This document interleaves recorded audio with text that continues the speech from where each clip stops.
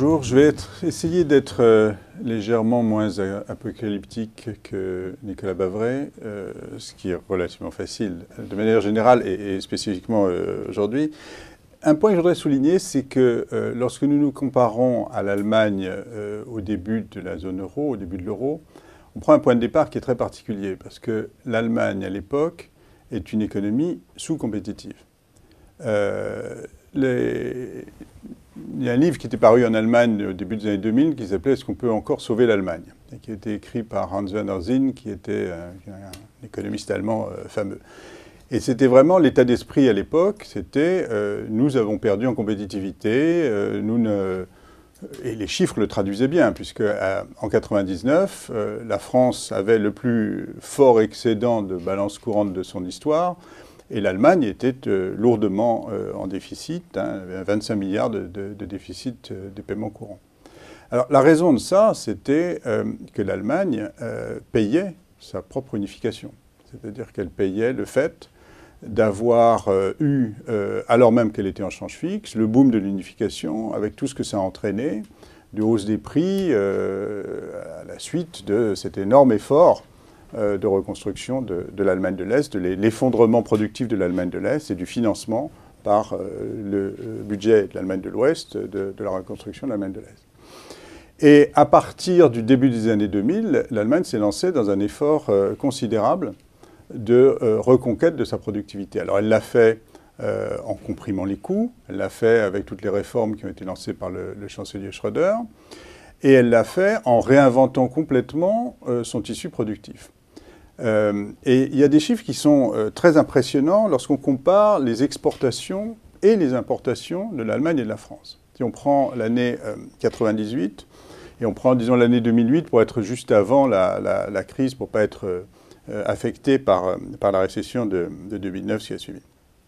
En 98, l'Allemagne et la France, en proportion de leur PIB, exportent à peu près la même chose et importent à peu près la même chose. Les chiffres, c'est 29% d'exportation pour l'Allemagne, 26% pour la France en pourcentage de leur PIB, 27% d'importation, 24% pour la France. Donc c'est à peu près le même ordre de grandeur. Si on regarde ce qui s'est passé en 10 ans, les exportations allemandes sont passées à 47% du PIB, donc de 29 à 47. Et les importations sont passées de 27 à 41. Donc ils se sont mis à importer aussi beaucoup plus. Alors qu'en France, il ne s'est presque rien passé. On est passé de 26 à 27 sur les exportations et on est passé de 24 à 29 sur les importations. Donc on importe un peu plus, ça c'est l'effet qu'on a vu sur le solde extérieur. Mais en proportion, l'augmentation des importations est bien moindre que pour l'Allemagne. Et ce qu'il y a derrière ça, c'est la reconstruction complète du tissu productif allemand avec la délocalisation, notamment en Europe centrale, mais pas exclusivement en Europe centrale, de tous les segments à faible valeur ajoutée sur lesquels l'Allemagne n'était plus compétitive. Et donc cette réinvention de la structure, de la base de la compétitivité allemande, c'est ce qui donne ce qu'on a vu se produire sur le plan macroéconomique, c'est-à-dire une économie allemande qui est redevenue compétitive, qui s'est recentrée sur les points sur lesquels elle avait des avantages comparatifs, qui a tiré parti de cette nouvelle Europe qui s'est développée, du fait que, bien sûr, encore une fois, certains segments ont produit de manière moins coûteuse, plus efficace dans les nouveaux pays d'Europe centrale et orientale que dans les vieux pays d'Europe de l'Ouest. Et la France ne l'a pas fait. Donc je dirais paradoxalement, l'Allemagne, dont on a dit à un moment, c'est une économie de bazar qui est en train de se construire, c'est une économie d'import-export et on ne produira plus rien en Allemagne, en fait, a réussi à concentrer la production sur les points sur lesquels elle est plus forte. Et la France ne l'a pas du tout fait. Donc je dirais paradoxalement, on souffre de n'avoir pas fait assez de délocalisation en France. C'est-à-dire que la manière dont la France s'adapte, c'est à un moment, les entreprises cessent d'investir en France et prétendent maintenir l'outil de production, mais en fait, l'outil de production est maintenu un peu sous tente à oxygène, et puis toute l'activité se fait ailleurs, au lieu de faire la chirurgie qui a été faite en Allemagne et qui a conduit à gagner de la compétitivité.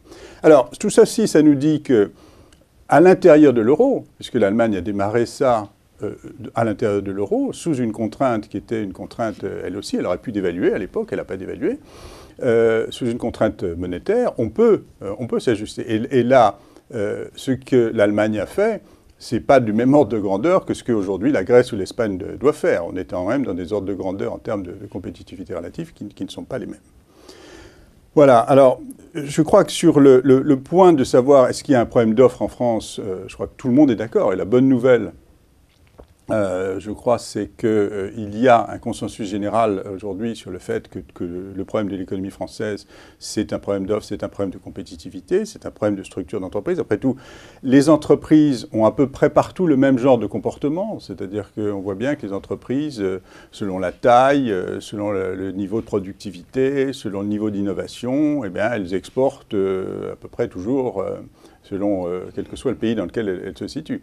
Le problème, c'est de savoir comment répondre à ce problème d'offre. Alors, bon, tout ça, ça va être l'objet évidemment du débat présidentiel. Je crois qu'on peut discuter sur le niveau des dépenses publiques, bien sûr. Je ne suis pas sûr que ce soit le problème central par rapport à notre problème d'offre. La Suède est un pays de niveau de dépenses publiques très élevé, mais c'est un pays qui est très, très compétitif. Je crois que le problème, c'est un problème d'efficacité de la sphère publique. Le problème, c'est y compris dans ses fonctions comme l'enseignement, comme la recherche. Et puis le problème, c'est aussi largement, et je conclurai là-dessus, de savoir est-ce que on considère que la base de la compétitivité française, ce sont les très grandes entreprises, qui sont effectivement très compétitives, ou est-ce que la base de la compétitivité française, ça doit être l'amélioration du tissu d'entreprises moyennes? Je crois que la grande différence, quand encore une fois on se compare à l'Allemagne, elle ne se fait pas sur les grandes entreprises, ce sont à peu près les mêmes, et on a des grandes entreprises tout à fait performantes, c'est sur la densité d'entreprises moyennes, leur rentabilité, leur capacité d'innovation, leurs coûts, et donc leur capacité de se porter sur les marchés lointains. Merci.